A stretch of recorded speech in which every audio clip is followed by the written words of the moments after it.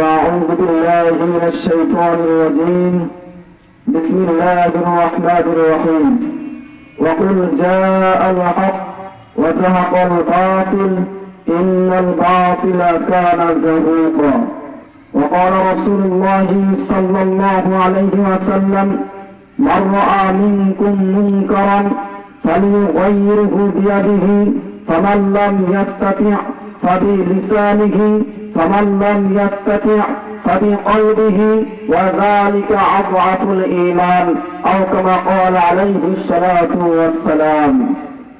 صدق الله العظيم وصدق على رسوله النبي الكريم ونحن على ذلك لمن الشاهدين والشاكرين.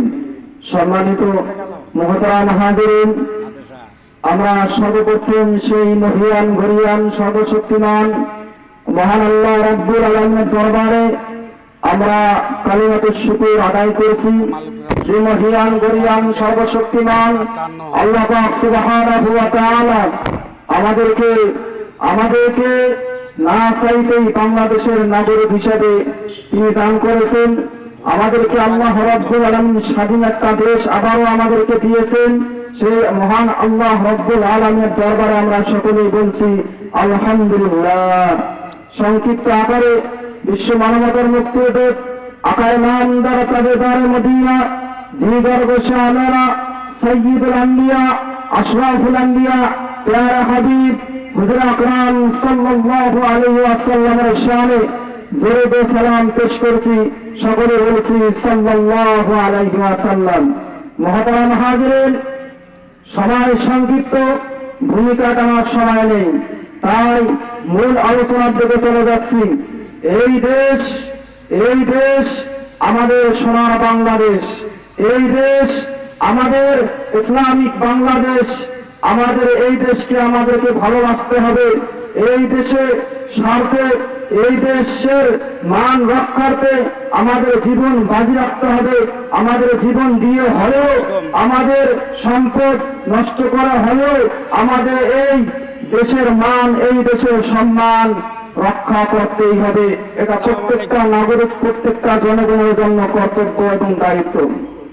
মুহতারাম হাজিরিন, আজকে আমরা এই দেশ পেয়েছি শত শত ছাত্রের রক্তের বিনিময়ে, শত শত মানুষের রক্তের বিনিময়ে আজকে আমরা এই দেশটাকে পেয়েছি।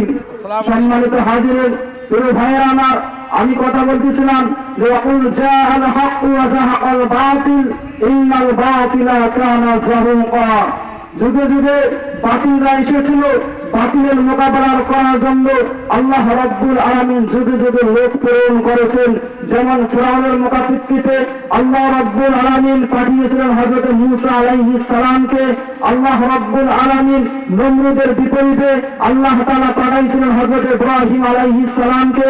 আবু জেহেলের বিপক্ষে আল্লাহ রাব্বুল আলামিন পাঠিয়েছিলেন দুজাহানের সরদার প্রিয় নবী মুহাম্মদ সাল্লাল্লাহু আলাইহি ওয়াসাল্লামকে পাঠিয়েছিলেন। বর্তমান এই স্বৈরাচারী সরকার, এই স্বৈরাচারী সাবেক যে সরকার ছিল শেখ হাসিনা, এই শেখ হাসিনা সে ছিল স্বৈরাচারী সরকার। হাজারো হাজারো হাজারো হাজারো গুম খুন ধর্ষণ এই স্বৈরাচারী সরকারের মাধ্যমে হয়েছে। এই স্বৈরাচারী সরকারকে আল্লাহ রাব্বুল আলামিন পতন করার জন্য ছাত্র জনসভাকে আল্লাহ রাব্বুল আলামিন লাগিয়ে দিয়েছে। সম্মানিত হাজিরিন, আজকে সেই ছাত্র ভাইদের আন্দোলন, আজকে সাধারণ মানুষদের আন্দোলন কামিয়াব হয়েছে, সফলকাম হয়েছে। সেই স্বৈরাচারী সরকার, আমাদের আকাবিরদের আলোচনা ছিল, আমাদের আকাবিরদের কথা ছিল এমন একটা সময় আসবে যেই সময় পালানোর মতো ইঁদুরে গর্ত খুঁজে পাবে না। আলহামদুলিল্লাহ সুম্মা আলহামদুলিল্লাহ, এমন সময় এসে গেছে, এমন সময় হয়েছে। আমাদের ছাত্র ভাইদের আন্দোলনের মাধ্যমে, সাধারণ জনগণের আন্দোলনের মাধ্যমে এই স্বৈরাচারী সরকার গোপনে পালাইতে বাধ্য হয়েছে। প্রিয় ভাইয়েরা আমার, আজকে আমাদেরকে এই দেশের সম্মান রক্ষা করতে হবে, এই দেশের ভারসাম্য রক্ষা করতে হবে। এই দেশের সম্মান, এই দেশের ভারসাম্য রক্ষা করার জন্য যদি নিজের জীবনও দিতে হয়, তবুও আমাদের জীবন দিয়ে হলে এই দেশের ভারসাম্য, এই দেশের সম্মান আমাদেরকে রক্ষা করতেই হবে।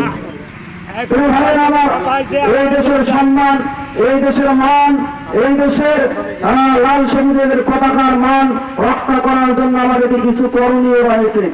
তার মধ্যে 1 নম্বর করণীয় হলো, এই দেশ আমাদের সাম্প্রদায়িক সম্প্রীতির দেশ বাংলাদেশ। এই দেশে আমরা হিন্দু, মুসলমান, বৌদ্ধ, খ্রিস্টান সকলেই মিলেমিশে বসবাস করি, কেউ কারোর সঙ্গে দাঙ্গা হাঙ্গামা করি না। এই ভাইয়েরা, হয়তো আপনারা জানবেন, আজকে সারা বিশ্বের মাঝে বাংলাদেশ আজকে 2টা জিনিস নিয়ে চ্যাম্পিয়ন। তার মধ্যে একটা হলো যে বাংলাদেশে হিন্দু, মুসলিম, বৌদ্ধ, খ্রিস্টান সকলেই মিলেমিশে বসবাস করে, কোন ধরনের ধর্মীয় ভাবে দাঙ্গা হাঙ্গামা লাগে না, এটা সারা পৃথিবীর মানুষই জানে। আর একটা হলো কোরআনে এই বাংলাদেশে যে সমস্ত মাদ্রাসাগুলোতে সরকার কোনো নজর দেয় না, এই মাদ্রাসাগুলোর কোরআনের পাখিরা হাজারো শত শত দেশগুলোকে পেছনে ফেলে এই বাংলাদেশের লাল সবুজের পতাকা সারা বিশ্বের মাঝে তারা উদ্যান করতেছে, তারা আকাশচুম্বী ভালোবাসা নিয়ে আমাদের দেশে আবার ফিরে আসতেছে। অথচ সাবেক যে স্বৈরাচারী সরকার ছিল, আমাদের সোনার ছেলেরা এই দেশের মান উন্নয়ন করেছে, তা সত্ত্বেও তারা আমাদের কোরআনের হাফেজদেরকে কোনো সম্মাননা দেওয়া হয় না। ভাইরা আমার, এই দেশের সম্মান আমাদেরকে রক্ষা করতে হবে। এই দেশের সম্মান রক্ষা করার জন্য 1 নম্বর করণীয়, আমাদের দেশ সাম্প্রদায়িক সম্প্রীতির দেশ বাংলাদেশ। এই দেশে হিন্দু, মুসলমান, বৌদ্ধ, খ্রিস্টান, হাজং, ত্রিপুরা, খাসিয়া সকলেই দল বল নির্বিশেষে আমাদেরকে এক হতে হবে, অভিন্ন হতে হবে, যাতে অন্য কোনো ভিন্ন দেশের রাজাকার বা ভিন্ন দেশের কোন হনুমান এসে আমাদের দেশের কোন সম্পদ তারা নিতে না পারে। এজন্য আমাদেরকে দল মত নির্বিশেষে আমাদের সকলকে এক হতে হবে।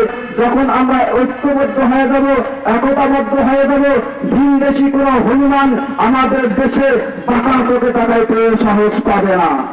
সম্মানিত হাজিরিন, এজন্য আল্লাহ রাব্বুল আলামিন বলে সূরা আলে ইমরান 103 নম্বর আয়াতে আল্লাহ রাব্বুল আলামিন বলে, ওয়া'তাসিমু বিহাবলিল্লাহি জামিআন ওয়া লা তাফাররাকু।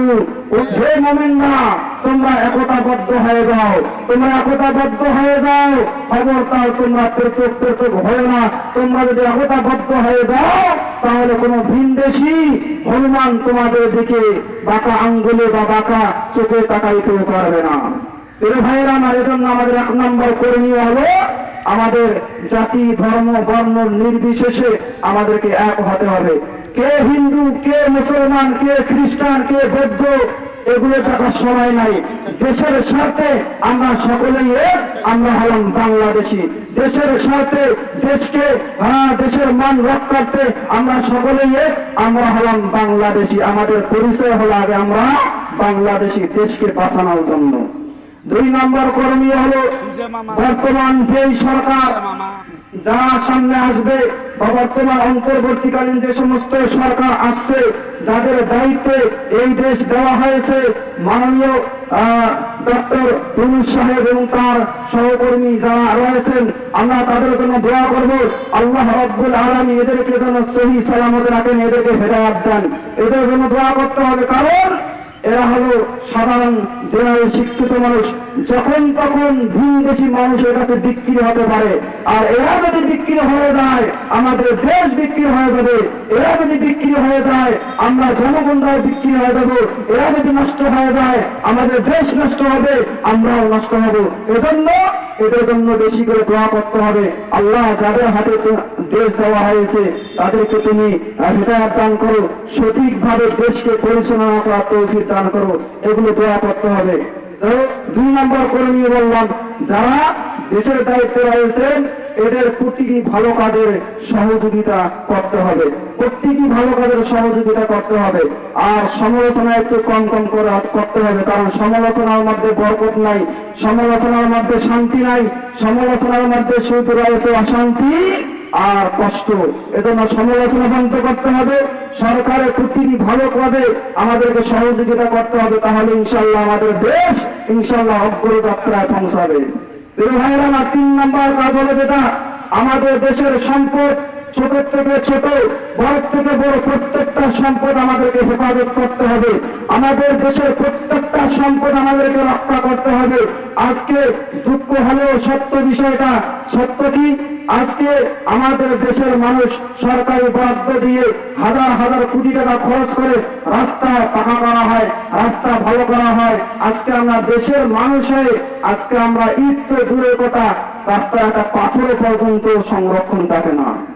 তাহলে বলেন, যেই দেশে রাস্তার একটা ইট তো দূরের কথা, পাথরও সংরক্ষণ থাকে না, সেই দেশের জনগণ যে দেশের কি উপকার হবে? এজন্য আমাদেরকে 3 নম্বর যেটা কাজ করতে হবে করণীয়, সেটা হলো আমাদের দেশের প্রত্যেকটা সম্পদ, ছোট থেকে ছোট, বড় থেকে বড়, প্রত্যেকটা সম্পদ আমাদেরকে হেফাজত করতে হবে, সংরক্ষণ করতে হবে। হিন্দুরা আমাদের ভাই, এখানকার চাপ আসছে। হিন্দুরা আমাদের ভাই, কিছুক্ষণ আগে বললাম আমি, আমাদের দেশ এটা হলো সাম্প্রদায়িক সম্প্রীতির বাংলাদেশ। হিন্দু, মুসলমান, বৌদ্ধ, খ্রিস্টান সকলেই আমরা মিলেমিশে থাকি। বর্তমান কিছু মুক্তরাজরা, বর্তমান কিছু সন্ত্রাসীরা, তারা এই গত কয়েকদিন আগে যে আন্দোলন হলো, এই আন্দোলনকে কেন্দ্র করে তারা হিন্দু ভাইদের মন্দিরে আগুন দিতেছে, হিন্দু ভাইদের বাড়িতে আগুন দিতেছে। এটা কোনো খাঁটি বাঙালি বা বাংলাদেশির পক্ষে সম্ভব নয়, এমনকি কোনো খাঁটি মোমেনের পক্ষে ওরা সম্ভব নয়। হিন্দুরা যেমন, মুসলমানরা যেমন এই দেশের নাগরিক, ঠিক তেমনভাবে হিন্দু, বৌদ্ধ, খ্রিস্টান সকলে এই দেশের নাগরিক। সকলেই আমরা সমানভাবে সমান অধিকার নিয়ে বসবাস করতে হবে। একজন আরেকজনের বাড়িতে আগুন দেওয়া, তাদেরকে মারধর করা, অন্যায়ভাবে ও জুলুম করা সম্পূর্ণ নিষিদ্ধ, আল্লাহ আইনেও নিষিদ্ধ এবং কি সংবিধানের দিক দিয়েও নিষিদ্ধ। এজন্য এই কাজগুলোর মধ্যে যারা জড়িত রয়েছেন, আমাদের বড়দের নির্দেশনা রয়েছে, যাদেরকে ধরতে পাবো, আমরা যাদেরকে ধরতে পাবো যে যারা হিন্দুর বাড়িতে আগুন দিয়েছে, মন্দিরে আগুন দিয়েছে, অথবা কোন হিন্দু, বৌদ্ধ, কোন আওয়ামী লীগ ভাইদেরকে মারধর করছে, এরকম কোন খবর পাইলে বড়রা ব্যবস্থা নেবে তাদের বিরুদ্ধে। এজন্য এখনো সময় আছে, সাবধান হয়ে যায়। এই সমস্ত কার্যকলাপ থেকে আমাদেরকে দূরে থাকতে হবে। 4 নম্বর করণীয়, আমি যুবক যুবতী, তরুণ তরুণীদেরকে আহ্বান করব।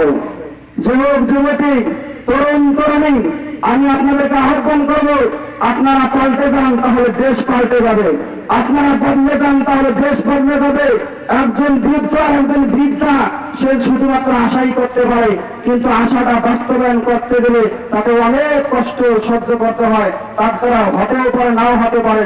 কিন্তু যুবক যুবতী, তরুণ তরুণীরা যদি উদ্যোগ নেয়, আশা নেয়, তাহলে সেই আশাটা বাস্তবায়ন করা সম্ভব, এটা 100%। এজন্য এখন সময় এসেছে, যুবক যুবতীরা তোমরা ঘুরে দাঁড়াও, বাংলাদেশ ঘুরে দাঁড়াবে। সময় এসেছে, যুবক যুবতীরা তোমরা বদলে যাও, বাংলাদেশ বদলে যাবে। এই দেশকে আমরা ইসলামিক রাষ্ট্র হিসেবে দেখতে চাই। এখনই সময় রয়েছে, এখনই সময় এসেছে, এই দেশে ইসলাম কায়েম করার সময় এসেছে। পার্লামেন্টে যদি সংসদে যদি কোরআনের আইন বাস্তবায়ন হয়, অনেক মানুষ প্রশ্ন করে যে সংসদে যদি ইসলামের আইন বাস্তবায়ন হয়, দেশে যদি ইসলামের আইন চলে, তাহলে হিন্দু, বৌদ্ধ, খ্রিস্টান এদের কি উপকার হবে? আমরা বুক ফুলিয়ে বলতে চাই, বাংলাদেশে যদি ইসলামের আইন বাস্তবায়ন হয়, কোরআনের আইন বাস্তবায়ন হয়, বর্তমান হিন্দু, বৌদ্ধ, খ্রিস্টানরা যে সুযোগ সুবিধা পাইতেছে, ইসলামের আইন কায়েম হবে, দ্বিগুণ সুযোগ সুবিধা পাবে ইনশাআল্লাহ। এজন্য ইসলামের আইন কায়েম করতে হবে। আর পুলিশ প্রশাসন যারা আছেন, আমি আপনাদেরকে বলবো, আপনারা হলেন জনগণের আশ্রয়স্থল। জনগণ যখন বিপদে পড়ে, জনগণ ভাবে আমাদের একটা জায়গা আছে, সেটা হলো পুলিশ প্রশাসন, থানা। সেখানে গেলে হয়তো আমরা কি বিপদ থেকে উদ্ধার হব, এরকম ভাব নেয়। আপনারা হলেন জনগণের শক্তি, আপনারা হলেন জনগণের মনের আশা। আপনাদের কাছে গেলে জনগণরা ভয় দূর হয়, ডর দূর হয়। বর্তমান আপনারা এমন অবস্থা শুরু করে দিয়েছেন, আপনাদের কাছে কোনো সাধারণ জনগণ যাইতেই ভয় পায়। এজন্য আপনাদেরকে আমার অনুরোধ, আপনারা জনগণের সেবক, আপনাদের উপর যে জনগণের ভালোবাসা রয়েছে, এই ভালোবাসার মান মর্যাদা রক্ষা করুন। রক্ষা করুন, এখনো সময় আছে, রক্ষা করুন, যেখানে সেখানে হামলা চালাবেন না। আমার এখানে একটা দাবি হলো, বাংলাদেশে প্রায় 5 লক্ষ মসজিদ রয়েছে, বাংলাদেশে প্রায় 5 লক্ষ মসজিদ রয়েছে। এই 5 লক্ষ মসজিদের যে মিম্বারগুলো রয়েছে, এই মিম্বারগুলোর মধ্যে ইমামদেরকে, খতিবদেরকে স্বাধীনভাবে তাদের কথা বলতে দিতে হবে, স্বাধীনভাবে তাদেরকে কথা বলতে দিতে হবে। কমিটির পক্ষ থেকে অথবা থানার পক্ষ থেকে অথবা প্রশাসনের পক্ষ থেকে কোনো ধরনের হুমকি ধুমকি দেওয়া না হয়। ভাইয়ের আমার, আজকে এই বাংলাদেশের প্রায় 5 লক্ষ মসজিদ, বাংলাদেশের একটা জায়গা হলো সেটা সংসদ ভবন, কিন্তু ওলামা ইকরামদের হাতে প্রায় 5 লক্ষ সংসদ ভবন রয়েছে। ওলামা ইকরামরা যদি প্রত্যেক দিনের প্রেক্ষাপট অনুযায়ী এই বাংলাদেশের 5 লক্ষ সংসদে তারা দাঁড়িয়ে বা প্রেক্ষাপট গুলো বলে, তাহলে জনগণ সচেতন হয়ে যাবে। অনেক জনগণ রয়েছে চাকরির ব্যস্ততার কারণে তারা দেশে কি হচ্ছে জানে না, অনেক জনগণ রয়েছে ব্যবসার ব্যস্ততার কারণে দেশে কি হইতেছে জানে না, অনেক জনগণ রয়েছে কৃষি কাজের ব্যস্ততার কারণে দেশে কি হইতেছে জানে না। সপ্তাহে একদিন শুক্রবার তারা মসজিদের মধ্যে জমায়েত হয়, একত্রিত হয়। যদি এই সুযোগ নিয়ে ইমামদেরকে, খতিবদেরকে কথা বলতে নিষেধ করা হয়, তাহলে তারা কোথায় যাবে, কি শিখবে? আমি বলতে চাই, ইমামদেরকে, খতিবদেরকে স্বাধীনভাবে কথা বলতে দেওয়া হোক। ইমামরা তারা কেতাবাদে ঘেটে ঘেটে অথবা দেশের প্রেক্ষাপট অনুযায়ী মসজিদের মঞ্চগুলোতে কথা বলবে, দেশের জনগণ সেগুলো শুনে সচেতন হবে। দেশের জনগণ যদি মসজিদের ইমামের মুখ থেকে শোনে, অবশ্যই তারা সেটা বিশ্বাস করবে। আর যখন তারা জনগণ সচেতন হবে, সোচ্চার হবে, কোন ভিনদেশী হনুমান বাংলার সম্পদ লুটপাট করতে সাহস পাবে না। এজন্য আমি সকলকে অনুরোধ করব, আমরা আমাদের দেশ সাম্প্রদায়িক সম্প্রীতির বাংলাদেশ, এই দেশে আমরা বসবাস করি।